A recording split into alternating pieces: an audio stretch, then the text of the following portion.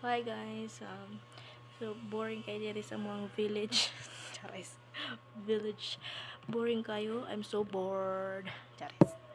So nakanahon ako nga maglipyo na lang ko kuko. Kuko sa kamot o sa tiil. So actually guys, man ako panglimpyo niya. Pag man ako limpyo, wala naman ko ibabuhat. So might as well mag-vlog na lang ko. So mo na ni Ron. Siyempre, maglimpyo ka ko dapat na kay nipper,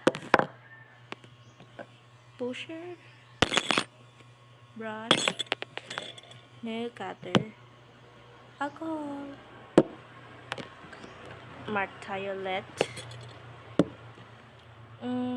ano wala ko ani guys, pero kay arte man ta, Pinoy pa jud.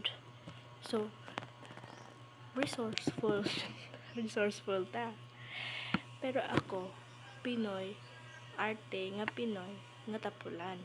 So nangayo ako guys, mo ni akong gihimo nga cuticle remover.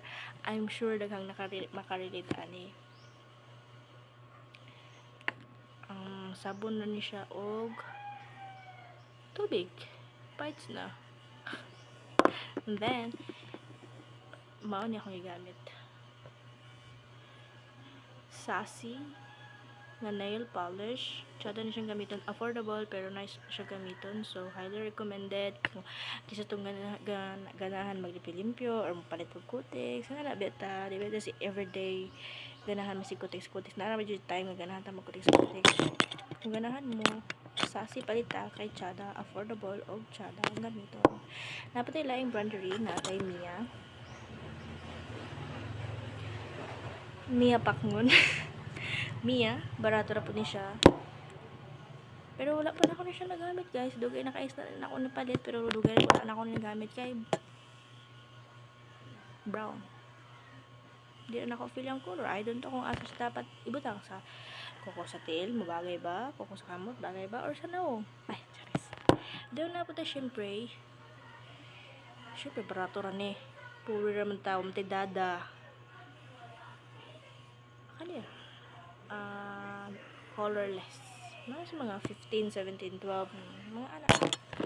Then, huli nga isa. Ano ba?